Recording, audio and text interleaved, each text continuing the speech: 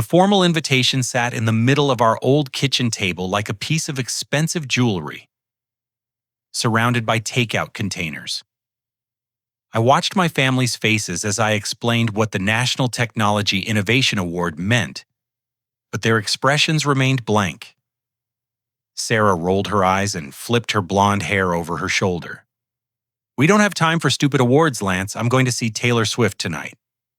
Mom nodded immediately, always supporting her golden child. Sarah's concert cost $300, honey. Dad looked up from his phone and shrugged, with that familiar dismissive gesture I'd seen my entire life. "Don't blame us for having priorities, son." I forced my practiced smile, the same one I'd worn through 29 years of being second best, and felt something shift inside my chest. "All right," I said quietly, my mind already racing with plans they'd never see coming. I drove back to my apartment through the quiet streets of downtown Minneapolis, my hands gripping the steering wheel tighter than necessary. The formal invitation lay on my passenger seat, elegant black script on cream cardstock, announcing the most important moment of my professional life. When I reached my modest one-bedroom place, I sat in my car for several minutes, watching other families through lit windows, wondering what it felt like to have people who celebrated your successes instead of dismissing them. Inside my apartment, I poured myself a glass of water and stared at my reflection in the kitchen window. 32 years old brown hair that never quite cooperated wearing the same blue button-down shirt I'd owned since college. Nothing particularly remarkable about my appearance, which had always suited my family just fine. They preferred when I blended into the background. The memories came flooding back as they always did during moments like this. Sarah had been born, beautiful, confident, and socially gifted. By age 5, she was winning Little Miss pageants, while I struggled to make eye contact with other children. She became homecoming queen while I ate lunch alone in the computer lab. She joined the most popular sorority at the University of Minnesota, while I worked night shifts at a warehouse to afford community college classes. Our parents had never hidden their preference. When I graduated valedictorian from high school, they missed the ceremony because Sarah had a cheerleading competition in Duluth. When I finally earned my bachelor's degree after 6 years of part-time study, they skipped my graduation for Sarah's sorority formal. When I got my first real job at a tech startup, they never asked what I actually did for work. They assumed I fixed computers and left it at that. I walked to my desk and opened my laptop, scrolling through emails from colleagues congratulating me on the nomination. My supervisor, Amanda, had called earlier that afternoon, her voice bright with excitement. "Lance, do you understand what this means? The National Technology Innovation Award recognizes breakthrough technology that impacts millions of lives. You're competing against the smartest minds in America." But my family didn't know any of that. They didn't know that I worked at Nexus Technologies as the lead developer of accessibility software. They didn't know that my AI-powered interface system helped disabled individuals navigate digital environments with unprecedented ease. They didn't know that my software was currently being used by over 2 million people worldwide, or that it had been featured in Tech Innovator magazine 3 times in the past year. They knew I worked with computers. That was the extent of their interest. I opened a folder on my desktop labeled Project Echo and reviewed the documentation. 18 months ago, I had started developing an artificial intelligence system that could interpret eye movements, voice patterns, and limited mobility inputs to help disabled users control computers, smartphones, and digital interfaces. The technology used machine learning algorithms to adapt to each user's specific needs and limitations.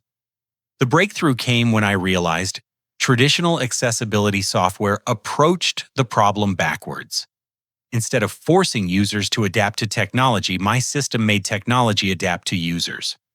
A paralyzed veteran could control a computer using only eye movements.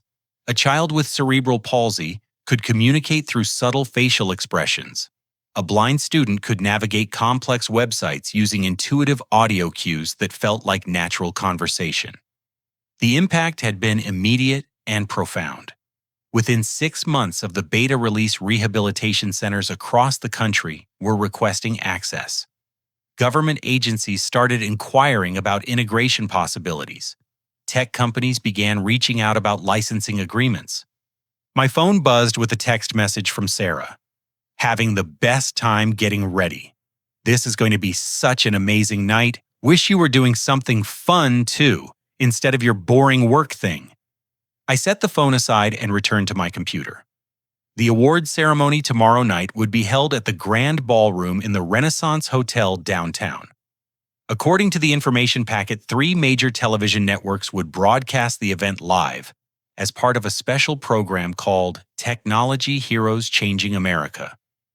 The ceremony would feature presentations by industry leaders, government officials, and this year's keynote speaker, billionaire tech entrepreneur Jennifer Walsh. I had never mentioned Jennifer Walsh to my family because I knew they wouldn't recognize her name. But in the tech world, she was legendary. Her software company had been acquired by Microsoft for $8 billion 5 years ago, and she now ran a foundation focused on using technology to solve social problems. The fact that she was personally attending tomorrow's ceremony indicated the level of significance this award carried in professional circles. My laptop chimed with another email, this one from Marcus Rivera, my closest colleague at Nexus Technologies. "Dude, I still can't believe your family isn't coming tomorrow. Do they understand you're about to meet the president's science advisor?"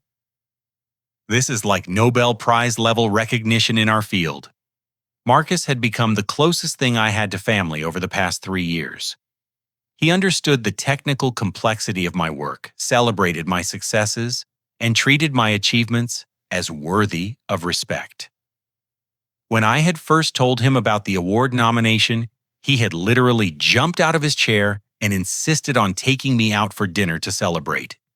My biological family's reaction had been characteristically different. When I had called to share the news about my nomination, Mom had been watching television and Dad had been reading email. Sarah had been painting her nails in the background. The conversation had lasted less than 3 minutes. "That's nice, honey," Mom had said. "Will you get a trophy or something?" I had tried to explain the significance, but their attention had already drifted. Sarah had asked if I could help her move some furniture next weekend, apparently unaware that I'd be traveling to receive what might be the most prestigious award in my industry. Now, sitting alone in my apartment with the invitation in front of me, I felt the familiar ache of being invisible to the people who were supposed to love me most. But something else was building alongside that pain. For the first time in my life, I had achieved something so significant that it would be impossible to ignore. Tomorrow night, while they sat in an arena listening to pop music, I would be standing on a stage with the most influential people in American technology.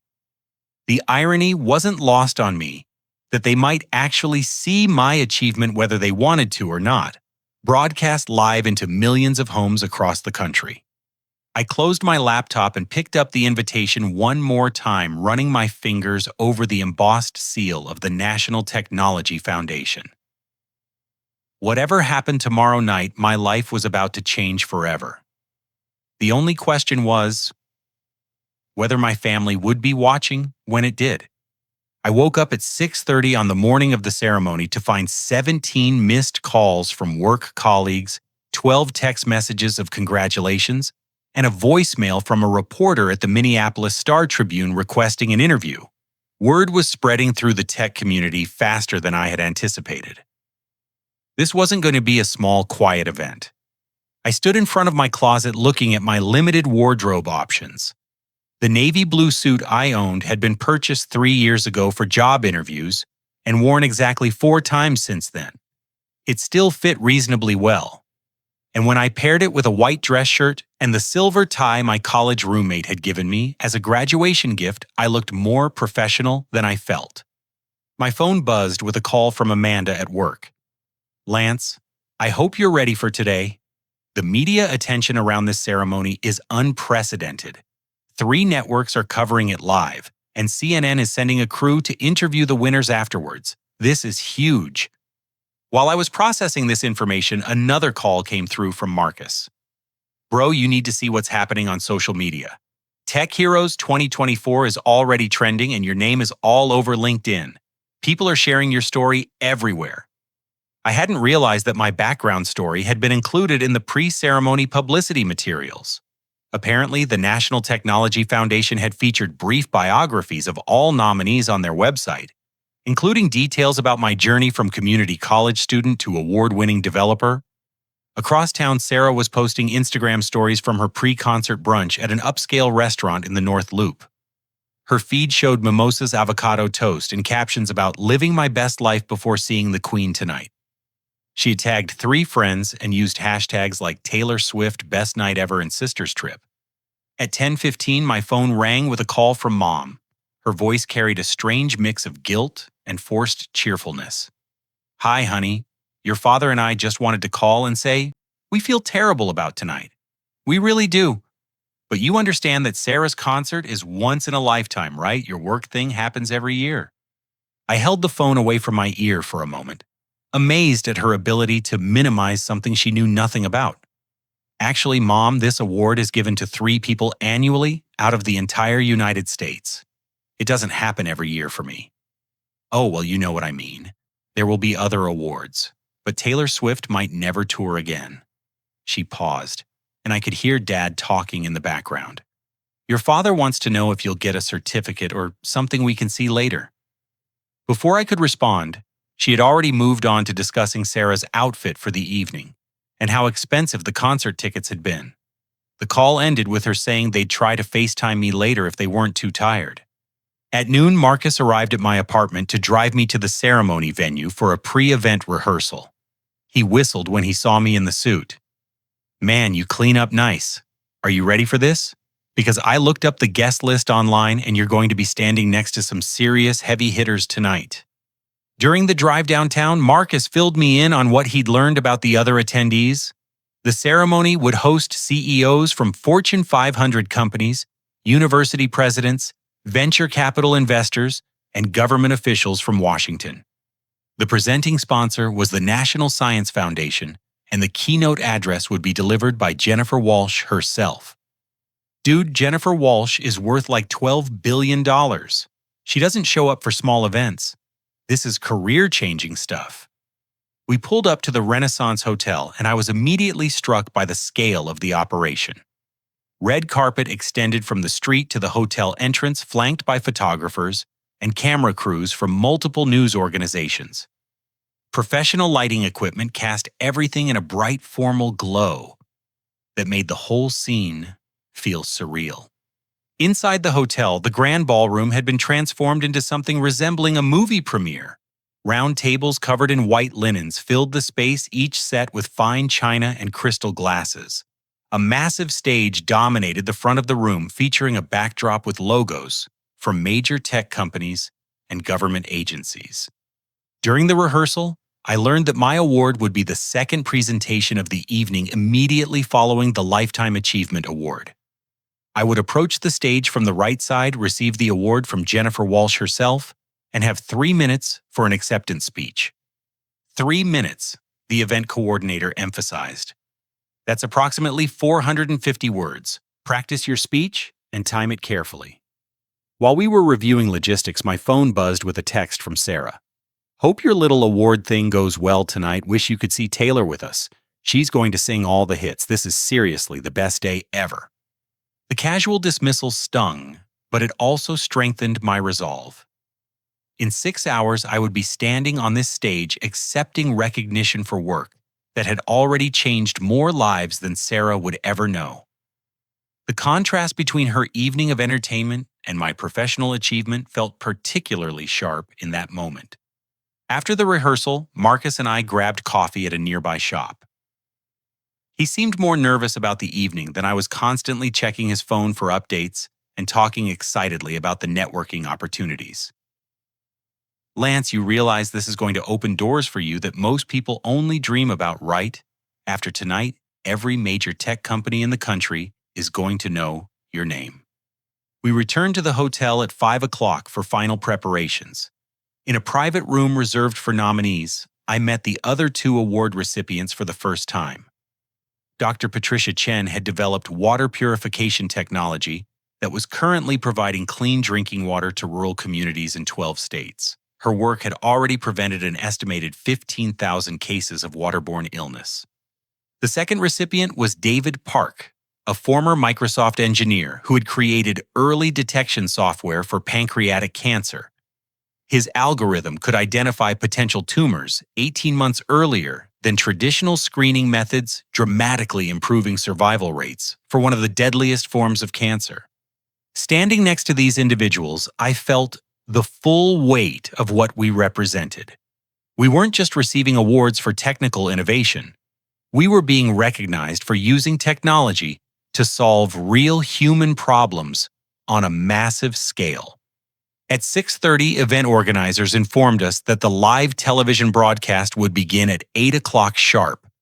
All three networks were promoting the ceremony as a special program highlighting American innovation and technological leadership. The estimated viewing audience was projected to exceed 5 million people nationwide. My phone buzzed one final time with a message from Sarah, getting in line for the concert. "This is seriously the best night of my life. Hope your thing is fun too." I turned off my phone and focused on the evening ahead. In 90 minutes, my family would be sitting in an arena, listening to pop songs while I stood before a national television audience representing the pinnacle of technological achievement in America. The irony was almost too perfect to believe. The grand ballroom filled rapidly after 7 o'clock as guests arrived for the cocktail reception. I recognized faces from magazine covers and tech conference speaker lineups, but the surreal nature of my presence among these people hadn't fully settled in yet. Marcus stayed close occasionally, pointing out notable attendees with barely contained excitement. At 7:45, event staff began directing guests to their assigned tables. The seating arrangement placed nominees at the front of the room, with the most prominent sponsors and dignitaries occupying the tables immediately behind us. I found myself seated between Dr. Chen and a venture capital investor whose firm had funded 17 startup companies that eventually went public. The opening ceremonies began precisely at 8 o'clock, with a presentation of colors by the Minneapolis Police Honor Guard, followed by a stirring rendition of the national anthem performed by the Minnesota Orchestra. The level of formality and patriotic ceremony was unlike anything I had experienced in my professional life. Television cameras positioned throughout the ballroom captured every moment as the evening's host, former astronaut and current NASA administrator Sarah Martinez, took the stage to welcome the audience. Ladies and gentlemen, tonight, we celebrate three Americans whose innovations are transforming how we live, work, and connect with each other. Their achievements represent the very best of American ingenuity and the spirit of using technology to serve humanity. As she spoke, I caught glimpses of the camera operators and lighting technicians working with professional precision to broadcast our ceremony live across the country. Millions of people were watching this moment unfold in real time, including presumably anyone who happened to be channel surfing or checking social media. Meanwhile, 43 miles across town at the Target Center, my family was settling into their seats for the opening act of Sarah's concert. Dad had spent most of the drive complaining about downtown parking costs, while Mom and Sarah compared their outfits and speculated about the surprise songs Taylor might perform. The seats they had purchased were in the upper deck section 214, providing a distant view of the stage below. The arena was packed with 41,000 screaming fans, creating an atmosphere of controlled chaos that Sarah found absolutely exhilarating. During the opening act, Dad pulled out his phone to check Facebook notifications, as was his habit whenever he found himself somewhere loud and crowded. Among the usual collection of political posts and family photos, he noticed several messages from people he hadn't heard from in years. High school classmates and former coworkers were sharing links and tagging him in posts about something related to his son. But the music was too loud to focus on reading, and Sarah kept grabbing his arm to point out different aspects of the concert production, so he simply put his phone back in his pocket and decided to check the messages later. Back at the Renaissance Hotel, the ceremony was proceeding with remarkable polish and precision. The first award presentation honored Dr. Chen for her water purification technology. Her acceptance speech detailed the journey from laboratory research to field implementation, emphasizing the collaborative effort required to bring innovative technology to underserved communities. The audience response was warm and sustained with the kind of respectful applause that indicated genuine appreciation for both the technical achievement and its humanitarian impact. Watching from my seat, I felt a growing sense of anticipation about my own moment on that stage. As Dr. Chen returned to her seat, Sarah Martinez announced a brief video presentation highlighting the work of the evening's second honoree. The large screens flanking the stage came alive with footage I had never seen before, showing my software in action at rehabilitation centers, schools, and veterans facilities across the country. The video opened with Dr. James Wilson, Director of Adaptive Technology at the Minneapolis Veterans Affairs Medical Center, speaking directly to the camera. Lance Patterson's accessibility software represents a quantum leap forward in how we help disabled veterans reintegrate into civilian life.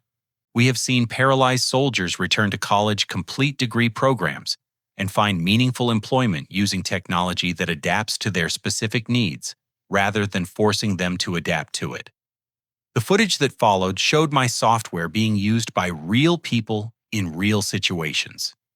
A young veteran named Michael, who had lost both arms in Afghanistan, was controlling a computer using only eye movements to complete an online job application. A woman with multiple sclerosis was using voice recognition patterns to navigate complex government websites that had previously been inaccessible to her. The video concluded with statistics that even surprised me. Over 2.1 million disabled Americans were currently using my software to access digital services. The technology had enabled 89,000 people to complete online education programs they couldn't have accessed otherwise. Government estimates suggested that my accessibility tools had generated over $60 million in economic activity by helping disabled individuals find employment and start businesses. As the video ended and applause filled the ballroom, I realized that my family had no idea about any of this impact. They didn't know that my computer work was helping millions of people live more independent lives. They had never asked about the technical details, the user testimonials, or the recognition I had been receiving from industry colleagues. Sarah Martinez returned to the podium with a warm smile.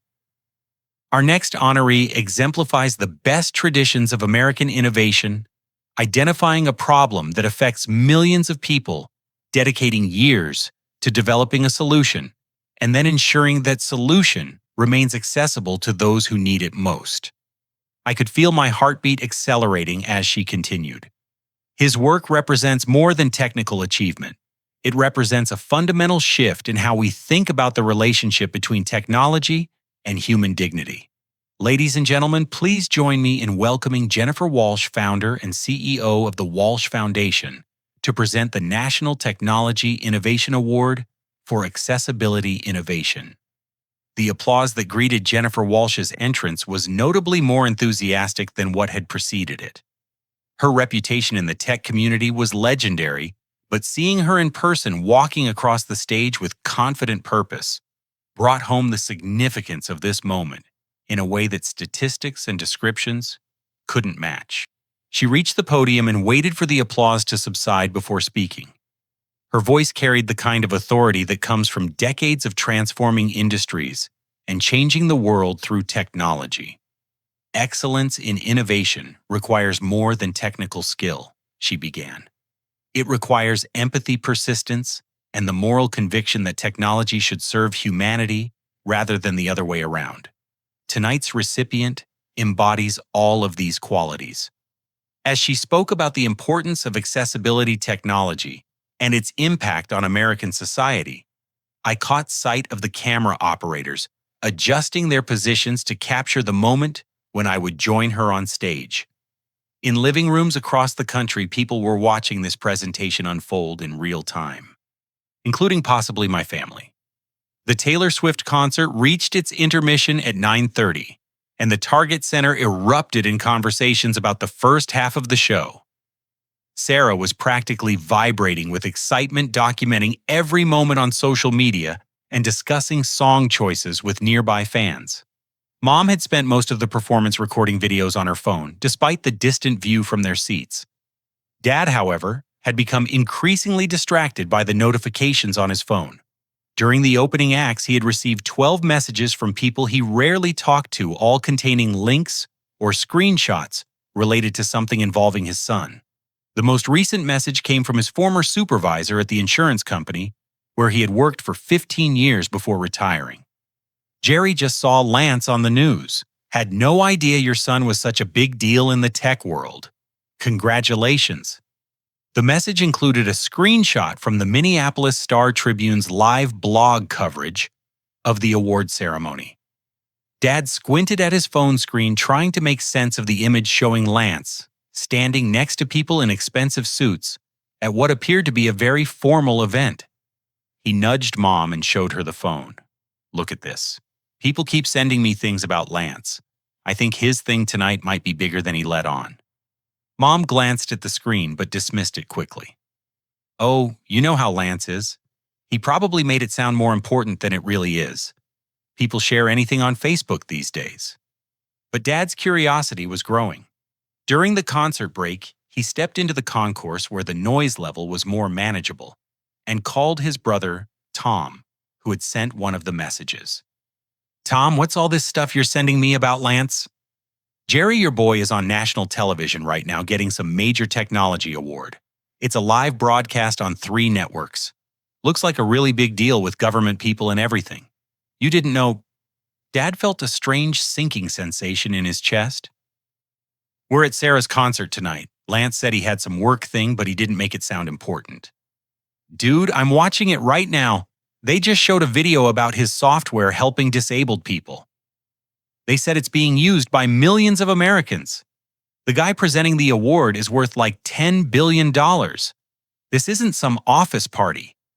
Dad ended the call and immediately tried to access the live broadcast on his phone. But the arena's Wi-Fi network was overwhelmed by 40,000 people trying to use social media simultaneously. The video kept buffering and cutting out, making it impossible to see what was happening. He returned to his seat as the intermission ended, but his focus on the concert had completely evaporated. Sarah noticed his distraction and asked if everything was okay. I think we might have made a mistake tonight, he told her quietly. Your brother's thing might be more important than we thought. Sarah rolled her eyes. Dad Lance always exaggerates everything. Remember when he said he was getting a promotion, and it turned out to be like a $50 raise?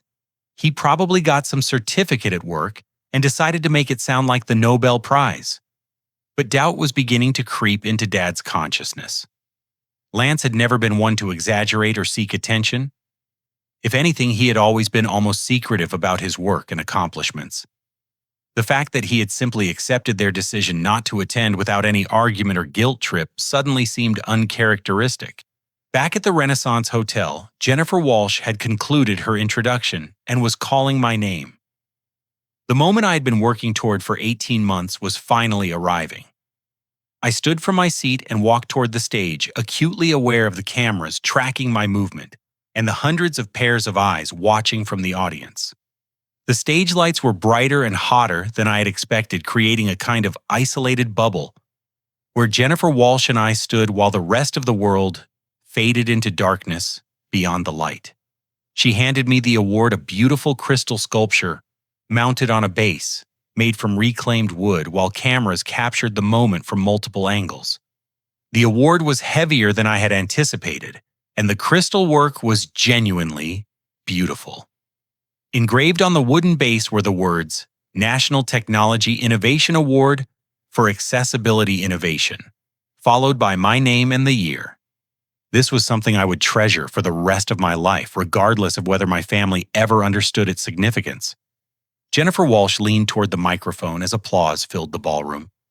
Ladies and gentlemen, Lance Patterson. I approached the podium with my acceptance speech notes, though I had practiced the words enough that I barely needed to reference them. Looking out at the audience, I could see Marcus in the third row, his face beaming with pride and excitement. Behind him sat venture capital investors, tech company executives, university presidents, and government officials who had taken time from their incredibly busy schedules to be here tonight. Thank you, Ms. Walsh, and thank you to the National Technology Foundation for this incredible honor. I began. 18 months ago, I was working night shifts at a warehouse while taking programming classes at community college. I never imagined that the project I started in my apartment would eventually help millions of Americans live more independent lives. The speech continued for exactly 2 minutes and 47 seconds, covering my journey from struggling student to award-winning developer. I talked about the importance of accessibility technology, the collaboration required to bring innovations to market, and my commitment to keeping these tools affordable for people who needed them most. But I also included more personal elements that I hadn't shared with my family. I mentioned learning to believe in my own potential when others saw only limitations. I talked about the importance of persistence in the face of dismissal and doubt. I acknowledged the mentors and colleagues who had supported my work when my own relatives couldn't be bothered to understand it. As I concluded the speech and returned to my seat amid sustained applause, I wondered if my family was watching. The ceremony was being broadcast live on ABC, NBC, and CBS, with additional coverage on CNN and several tech-focused networks. Social media was amplifying the reach even further with hashtags like TechHeroes2020, Tiru 2024, and accessibility innovation trending nationally. The probability that my family would stumble across this coverage while at a concert seemed minimal. But in our interconnected world, word was spreading through their social networks whether they were paying attention or not.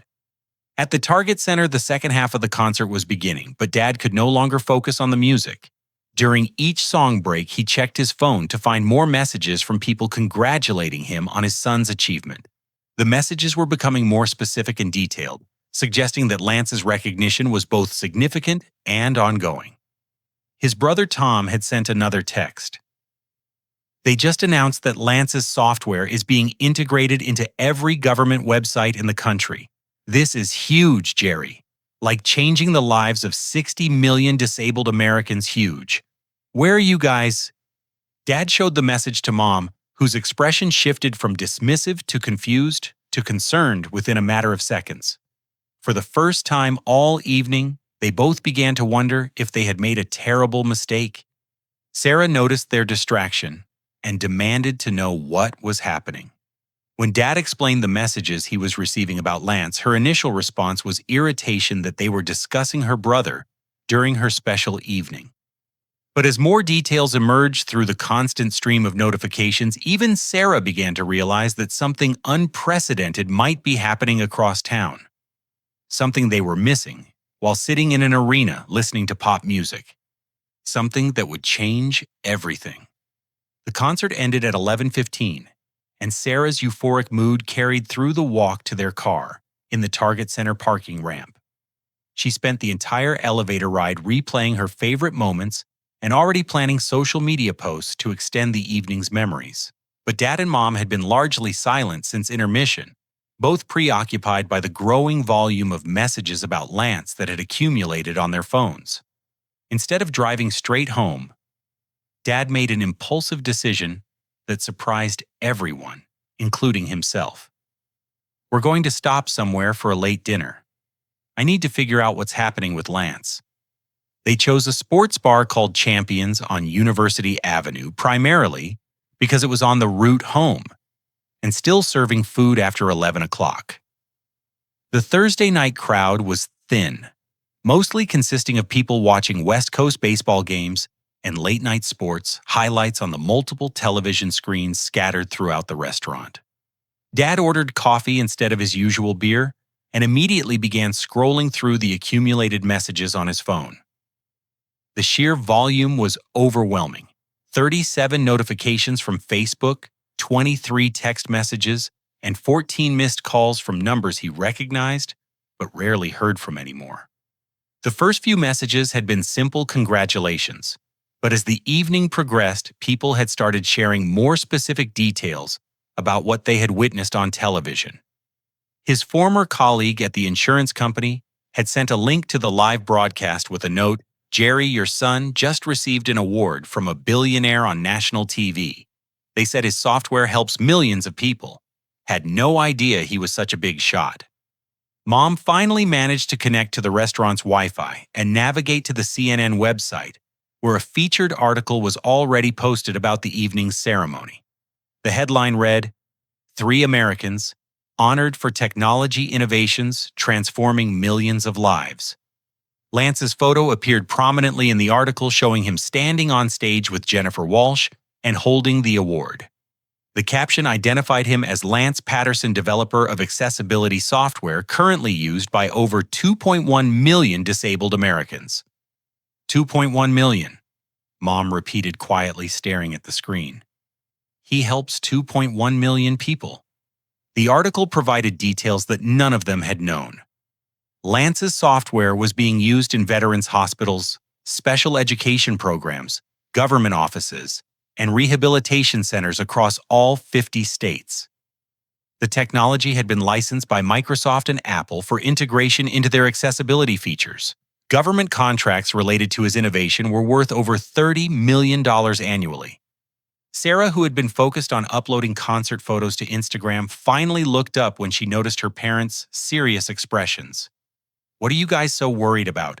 It's just Lance being Lance, right?" Dad handed her his phone with the CNN article open. As Sarah read, her demeanor shifted dramatically. The casual dismissiveness that had characterized her attitude toward her brother's work began to crumble as the scope of his achievement became clear. "This can't be real," she said, but her voice lacked conviction. "Lance works on computers. He doesn't do stuff like this." Mom had managed to find a video clip from the awards ceremony posted on the Star Tribune website. The 3-minute segment showed highlights from Lance's acceptance speech, including his comments about persistence in the face of doubt and dismissal. As they watched Lance speaking confidently to an audience of the most powerful people in American technology, the contrast with their expectations became impossible to ignore. This wasn't their quiet, unsuccessful younger brother and son. This was a nationally recognized innovator whose work was changing millions of lives.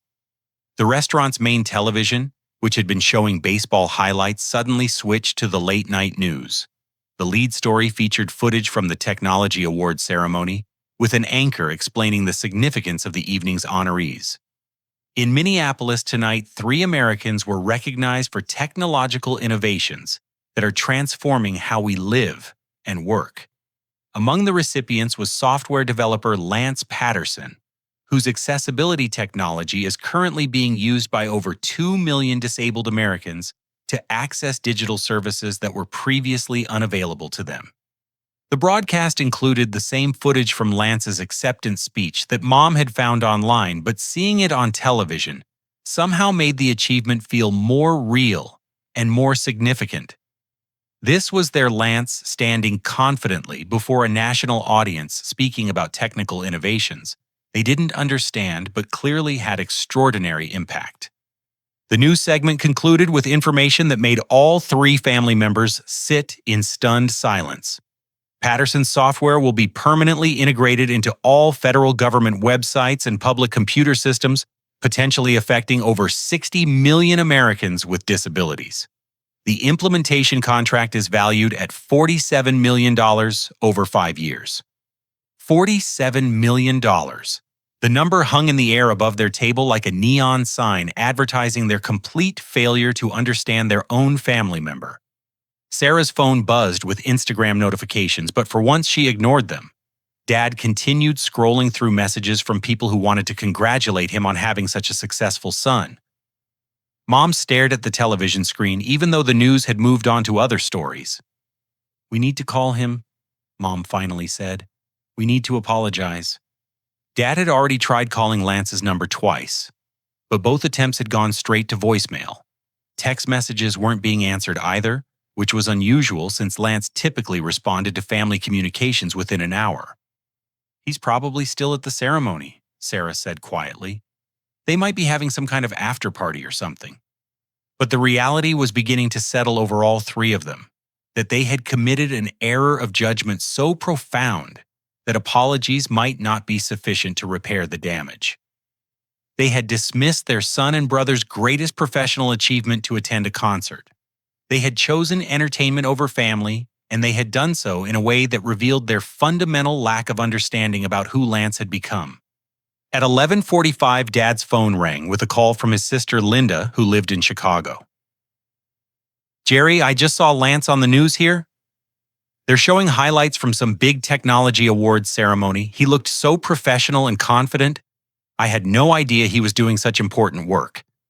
Linda's call was followed immediately by another from Mom's college roommate, then by a text from their neighbor asking if they had seen the coverage of Lance's award. Word was spreading through their social networks faster than they could process, and with each new contact, the magnitude of their mistake became more apparent. Sarah's friends were beginning to comment on her Instagram posts from the concert, asking why she hadn't mentioned that her brother was receiving a National Technology Award the same evening. The questions were innocent, but they highlighted the absurdity of their priorities in a way that made Sarah increasingly uncomfortable. "We have to go to his apartment," she said suddenly. "We have to find him and explain that we didn't understand." But even as she said it, Sarah knew that explanation sounded hollow. Lance had tried to tell them about the award. He had invited them to attend. Their failure to understand wasn't due to his poor communication, but rather to their own assumptions and dismissiveness. They paid their bill and drove through the quiet streets toward Lance's apartment complex, each lost in their own thoughts about how drastically they had misjudged the evening. The concert that had seemed so important 12 hours earlier now felt trivial compared to what they had missed. What they didn't know was that Lance wasn't at his apartment. He was still downtown at a private reception hosted by Jennifer Walsh for the evening's honorees, their families, and selected technology industry leaders. He was networking with venture capital investors, discussing potential collaboration opportunities with other innovators, and being introduced to people who could transform his career in ways he was just beginning to understand. And his phone was turned off because this was his night to celebrate with people who actually understood the significance of what he had accomplished. They arrived at Lance's apartment complex at 12:35 in the morning to find his parking spot empty and no lights visible in his windows. The building's night security guard confirmed that Mr. Patterson hadn't returned home yet, and no, he couldn't provide any information about where he might be.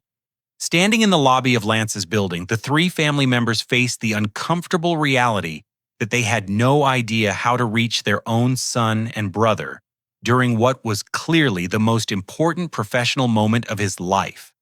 They didn't know his colleagues' phone numbers, his workplace emergency contacts, or even the basic details of his daily routine.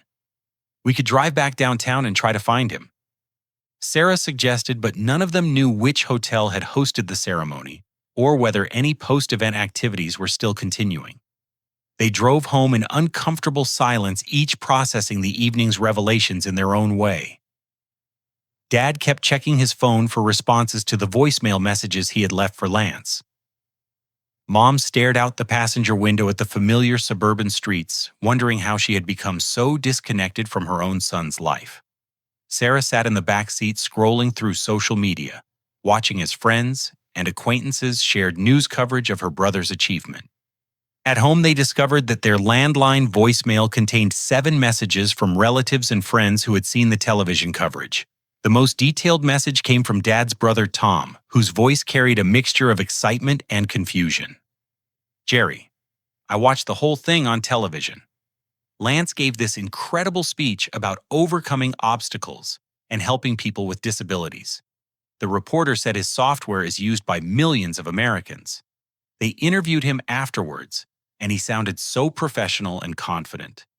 Where were you guys? I thought you'd be there cheering him on."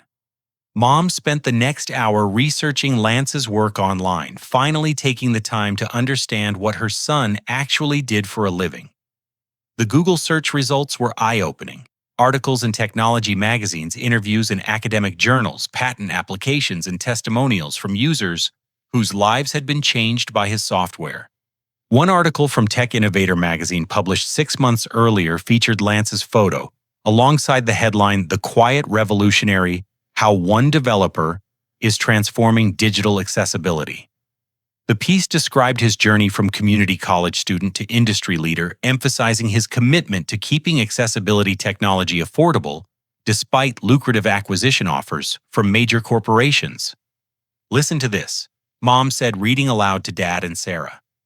Patterson has declined multiple offers to sell his company, including a $43 million acquisition proposal from a Fortune 500 technology firm. "I didn't create this software to get rich," Patterson explained. "I created it to help people live more independent lives. Selling to a big corporation would mean higher prices and restricted access for the people who need it most." $43 million. Lance had turned down $43 million to maintain his principles about accessibility and affordability. He had never mentioned this decision to his family, probably because he knew they wouldn't understand the ethical considerations involved. Sarah was discovering her own uncomfortable truths through social media. Her Instagram posts from the concert were being met with comments from friends and acquaintances who had seen news coverage of Lance's award. The questions were polite, but pointed. "Why didn't you mention your brother's big night? Didn't know your family was so accomplished. Your brother seems amazing. So cool that he's helping so many people." Each comment highlighted the disconnect between her evening of entertainment and Lance's professional achievement in a way that made her increasingly ashamed of her priorities. At 2 a.m, Sarah made a decision that surprised her parents. She deleted all of her concert posts from Instagram and began composing a new post acknowledging her brother's achievement.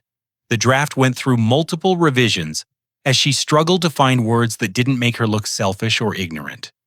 Meanwhile, Dad had found Lance's LinkedIn profile and was scrolling through years of professional accomplishments he had never heard about. Conference presentations, industry awards, patent filings, and testimonials from colleagues who clearly held Lance in high regard. The profile described him as a thought leader in accessibility technology and innovator committed to digital inclusion. The LinkedIn activity feed showed constant engagement from other professionals in Lance's field. Comments on his posts revealed a network of colleagues who respected his technical expertise and appreciated his collaborative approach to innovation. This was clearly someone who was well known and highly regarded in his professional community. None of this matched their perception of Lance as their quiet, unsuccessful family member who fixed computers for a living. Dad found himself reading testimonials from Lance's software users that brought tears to his eyes. A veteran named Robert had written, "Lance Patterson's technology gave me my independence back. After losing my arms in combat, I thought my days of productive work were over. His software allows me to control computers and communicate in ways I never thought possible. He literally changed my life." Similar testimonials appeared throughout the search results. Teachers describing how Lance's software had enabled disabled students to participate in online learning. Small business owners explaining how accessibility features had allowed them to serve customers they couldn't reach before.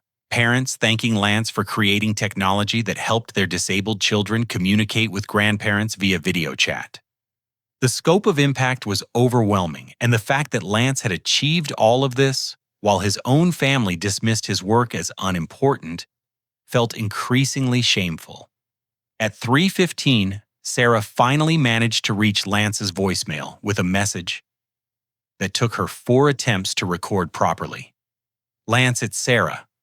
We just found out about your award and how amazing it is. We had no idea how important your work is or how many people you're helping. We feel terrible about missing tonight. Please call us back when you get this. We want to make this right." Mom left her own voicemail, her voice thick with emotion. "Honey, your mother here. I don't even know what to say. We saw the news coverage and read about your software and all the people you're helping. I'm so proud of you, and I'm so sorry we weren't there tonight. You deserve to have your family supporting you, and we let you down."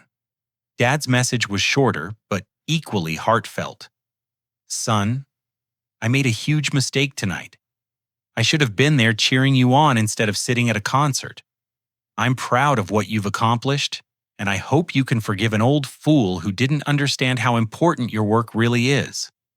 But Lance's phone remained off, and none of their messages were being read or answered. They had no way of knowing that he was currently at a private dinner hosted by Jennifer Walsh, discussing potential collaboration opportunities with other technology innovators and being treated as the respected professional he had become. At 4 o'clock in the morning, they were still awake, still trying to process the evening's revelations, and still waiting for any response from Lance. The realization was settling in that they might have damaged their relationship with him in a way that couldn't be easily repaired. They had chosen entertainment over family, dismissed his achievements as unimportant, and revealed their fundamental lack of interest in his life and work. The fact that he had accepted their decision without argument now seemed less like understanding and more like resignation to their perpetual dismissal. For the first time in years, all three of them were being forced to confront the possibility that they had consistently undervalued and misunderstood the most accomplished member of their family. And they had no idea how to fix it. I didn't return home until nearly 3 in the morning after spending 5 hours at an exclusive reception hosted by Jennifer Walsh at her foundation's Minneapolis offices. The evening had been extraordinary in ways I was still processing. I had been introduced to venture capital investors, university researchers, and technology executives who spoke about my work with a level of respect and understanding that felt surreal after 32 years of family dismissal. The most significant moment had come when Jennifer Walsh offered me the position of Chief Innovation Officer at the Walsh Foundation, a role that would involve overseeing accessibility technology initiatives worldwide, while maintaining my commitment to keeping these tools affordable for users who needed them most. The position came with a salary of $2 million annually, plus equity stakes in foundation-supported startups. I had asked for 48 hours to consider the offer, though my excitement about the opportunity was obvious to everyone in the room. When I finally checked my phone in the car outside my apartment, I found 43 missed calls, 87 text messages, and 31 voicemail notifications. The volume was overwhelming, but the pattern was immediately clear. My family had discovered what they had missed. The messages progressed from congratulatory to confused to increasingly desperate as the evening had unfolded. Sarah's texts began with casual concert updates and evolved into frantic apologies. Mom's voicemails shifted from cheerful dismissal to emotional pleas for forgiveness. Dad's messages showed a man grappling with the realization that he had fundamentally misjudged his own son. I sat in my car reading through their attempts at contact, feeling a complex mixture of vindication, sadness, and something approaching closure. For years, I had wondered what it would take for them to see me as I actually was, rather than as their projection of the unsuccessful family member who needed their pity. Now I knew.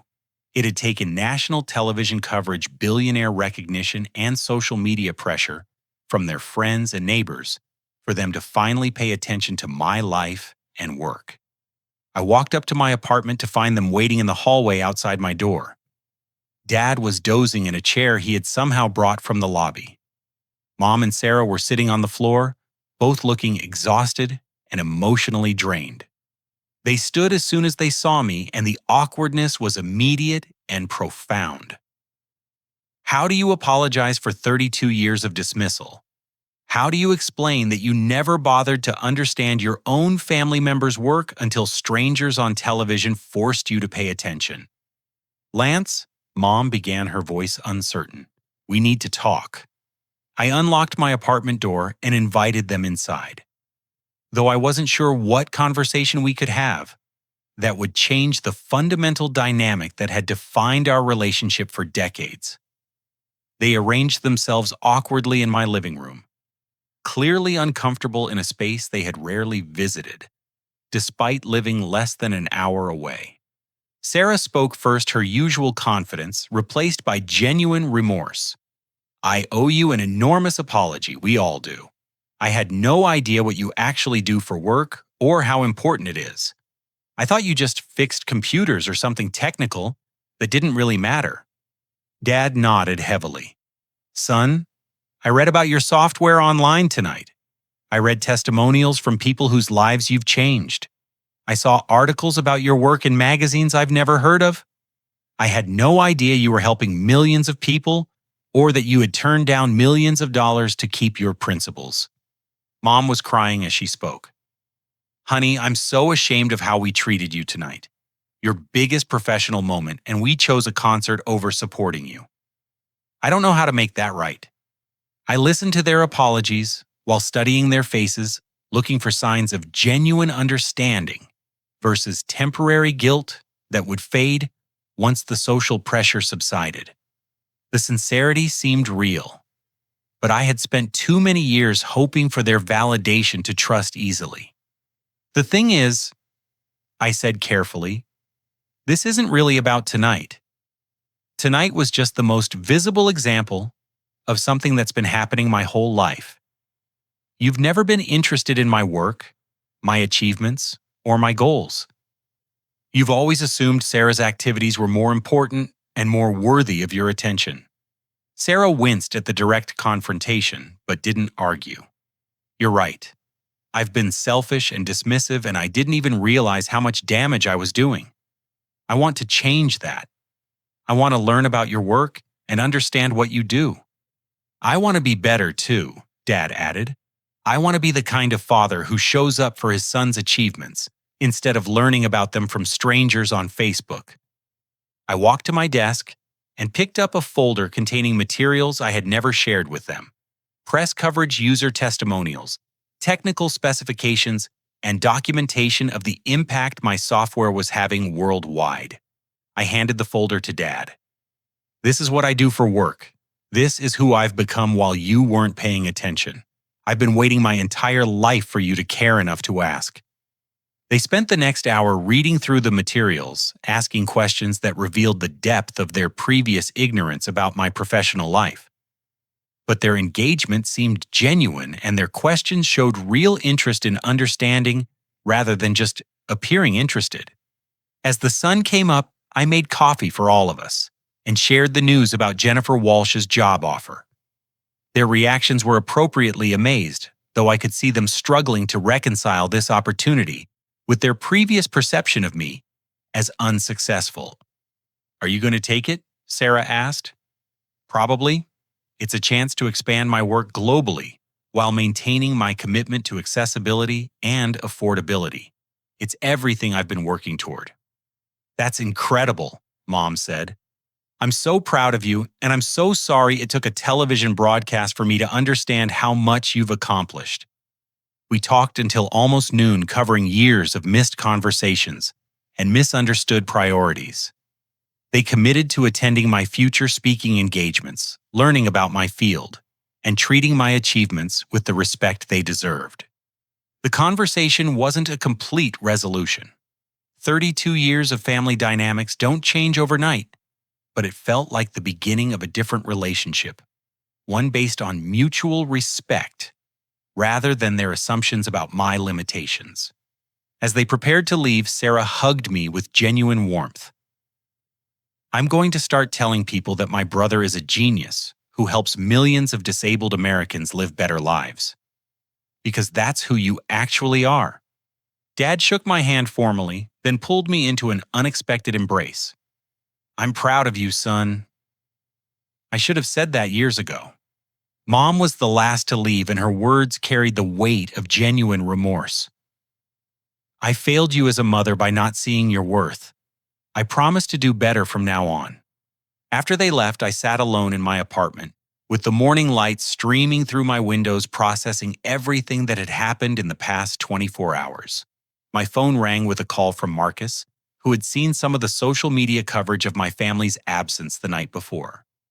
Bro, how did things go with your family? Did they finally realize what they missed? Yeah, I said, smiling for the first time in hours. I think they finally get it. 3 days later, I accepted Jennifer Walsh's offer and began planning my relocation to Silicon Valley. My family attended the farewell celebration my colleagues organized, and for the first time in my life, I watched my parents and sister interact with my professional community with genuine interest and appropriate pride. Sarah had done her homework researching accessibility technology and asking intelligent questions about my work. Dad engaged my colleagues in conversations about technical innovation and its social impact. Mom spent the evening collecting business cards and promising to stay connected with people who clearly respected and valued her son. The evening ended with a toast from Amanda, my former supervisor. To Lance Patterson, whose brilliance was always obvious to those who took the time to look. May your new role bring your innovations to even more people who need them. As I looked around the room at my colleagues, my family, and the career opportunities that lay ahead, I finally understood what it felt like to be seen and valued for who I actually was, rather than who people assumed me to be. The life lesson I had learned was simple but profound. When people don't recognize your worth, you don't need to diminish yourself to match their expectations. Instead, you build a life so authentic and impactful that their recognition becomes inevitable. Sometimes the people who should believe in you most are the last to understand your true value. But that's their limitation, not yours. Your responsibility is to pursue your goals with integrity and persistence, regardless of who's watching or cheering. True success isn't about proving doubters wrong. It's about proving yourself right about what's possible when you refuse to accept other people's limitations as your own. So tell me, have you ever felt invisible to the people who should see you most clearly? Have you achieved something important, only to have your family dismiss it as unworthy of their attention? I'd love to hear your stories in the comments below. And if this story resonated with you, please hit the like button to let me know. Don't forget to subscribe for more stories about overcoming family challenges and finding your own path to success. Share this video with someone who needs to hear that their dreams matter even when the people closest to them can't see it yet. Thank you for listening, and remember that your worth isn't determined by other people's ability to recognize it. Keep building the life that reflects your true potential, and the recognition will follow.